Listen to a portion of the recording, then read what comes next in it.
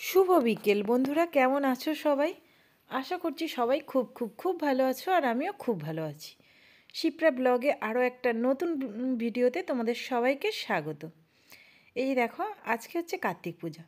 ভিডিওটা ছাড়বো করে ছাড়াই হচ্ছে না, মনও চায় না ছাড়তে, যেহেতু মানে সময় পাচ্ছি না বলতে পারো। ধান উঠছে, হেন তেন নানা রকম প্রবলেমে ফেঁসে আছি বাড়ির, তার জন্যে ছাড়তে পারছি না। বেশ অনেক দিন থেকে ঢিলে হচ্ছে, সেই কার্তিক মাসের শেষ দিন থেকেই ভিডিওটা পড়ে আছে, ছাড়া হচ্ছে না।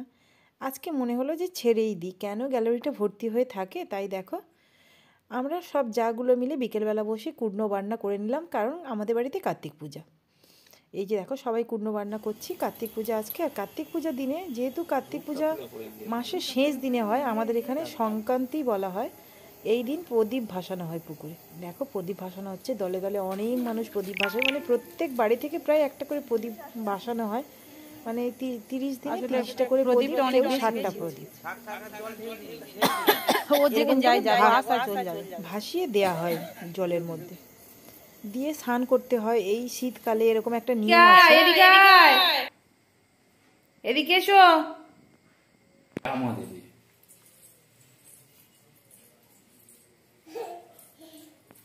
তুমি বর সেজে থাকো, সোনা পাপা বর সেজেছে। ও বাবা, ও বাবা, দেখো বন্ধুরা, আমার ননো নিজে নিজে পড়ে নিজেই উঠে গেল।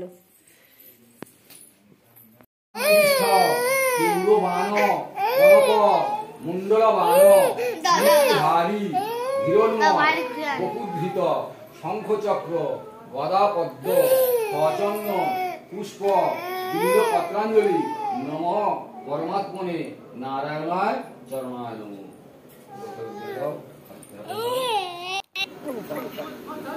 পূজা টুজা কমপ্লিট হয়ে গিয়েছে, আর এই যে দেখো, সবাইকে চা দিচ্ছে। আমি একটু চা নিয়ে নিলাম, আর গোপা চা খাবে বলে কাঁদছিল, তাই আমার গালের মধ্যে নিয়ে ওর গালে একটুখানি দিলাম।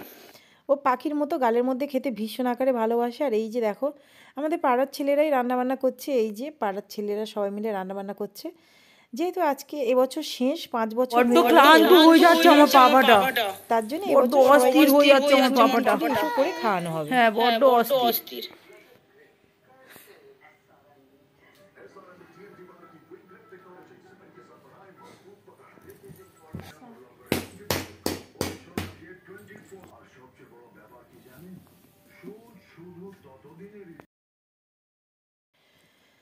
পূজা প্রায় কমপ্লিট, আর এই যে দেখো, ওর মা হচ্ছে তাপ দিতে এসছে, তা আমি ভিডিও করছি বলে আমার মাথাতে একটু দিয়ে দিল, ওর বাচ্চা মানে আমার গপুর মাথাতেও একটু দিয়ে দিল ভালো করে। গপু তো আমাকে, আমার মুখের দিকে দেখছে, ওর মা আমাকে দিচ্ছে না, তার জন্যে। আর সবাই মিলে এক জায়গায়, এখনও খিচুড়ি কমপ্লিট হয়নি, যেহেতু অনেকগুলো হবে। যেমন ধরো, খিচুড়ি হবে, বাঁধাকপির ঘ্যাঁট হবে, আমের চাটনি হবে, পাঁপড় ভাজা হবে, তারপরে তোমার বেগুনি হবে, মিষ্টি, এরকম করে অনেকগুলো আইটেম বলে একটু দেরি হচ্ছে।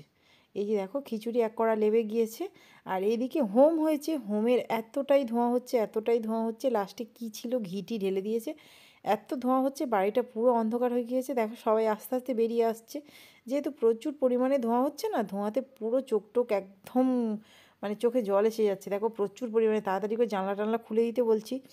আবার জ্বলে উঠেছে, তখনই একটুখানি আবার ধোঁয়াটা কমে গিয়েছে। তারপরে দেখো, বেরিয়ে চলে এলাম, আর বাচ্চারা এখানে বাচ্চাদের মতো করে আনন্দ করছে। এখানে প্রচুর নোংরা ছিল, ওই কাঠের দিকে আগুন দিয়ে দিলে আরো ভালো জ্বলবে। এই যে দেখো, আর এক কড়া খিচুড়ি বসে গিয়েছে। এই যে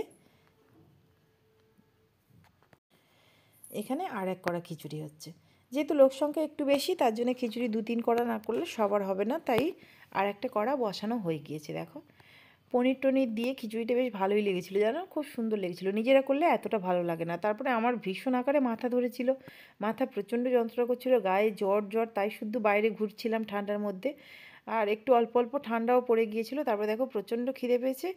বড়বাবু খিচুড়ি, বাঁধাকপির ঘ্যাঁট, পাঁপড় ভাজা, তারপর বেগুনি, এগুলো বেশ থালা থালা ভর্তি করে নিয়ে আমার জন্য ঘরের মধ্যে চলে এসেছিলো, যেহেতু আমার শরীরটা একটু খারাপ লাগছিলো। আর এই যে আমের চাটনি, আমের চাটনিটা তো, চাটনি খেতে আমি ভীষণ ভীষণ আকারে ভালোবাসি, আর সবটা নিয়ে আমার জন্য বেশ ঘরের মধ্যে সাজিয়ে গুজিয়ে নিয়ে চলে এসেছিলো।